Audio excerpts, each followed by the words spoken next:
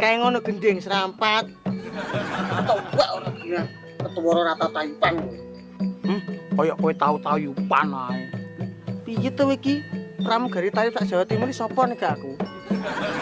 Biasane pramugari tayub kuwi wonge gagah, ganteng gedhe dhuwur nyok. Kuwi lek pramugari tayub jaman biyen tendut. Lek pramugari tayub jaman saiki rata-rata rupane koyo aku ngene iki.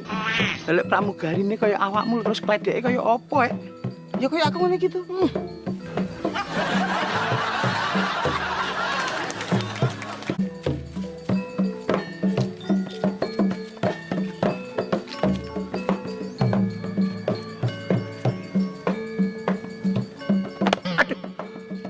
Nek raine kancane iki lho.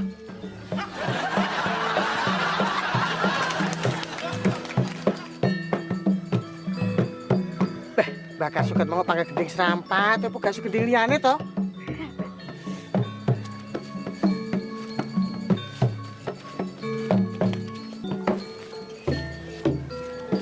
Apa to kepada gerudukan rene ganggu wong gladen ae.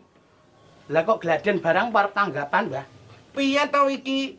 Aku somben mulai tanggal 1 sampai 30 dak neren anggitmu. Yo, lah tanggapane ndian, Mbah?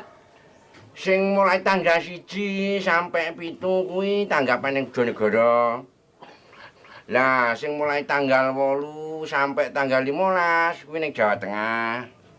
Lah mulai tanggal 15 sampai tanggal 30 kuwi perjalanan mulai. Lah kok suwi perjalanane karo tanggapane? Lah patramu lek mlaku kok. Lah kok gak numpak bis nyapa? Sing numpak bis apa? Bayar aku tanggapane wis entek tak nggih nyangoni kledek lho. Tuwek ra genah.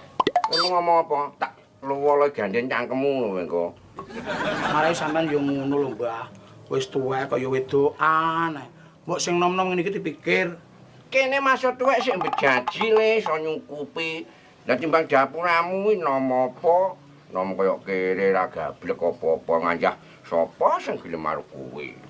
Ya ora ngonone, Mbah, kok geding aku. Wah. Nak ndelok lawange Pakno cek tutupan. Gendut jelas rong rene iki.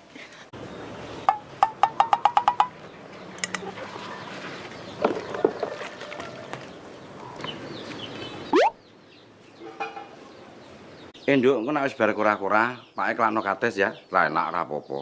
Piye to ki? Oke, Pak Nggal. Tak nang ngarep sik.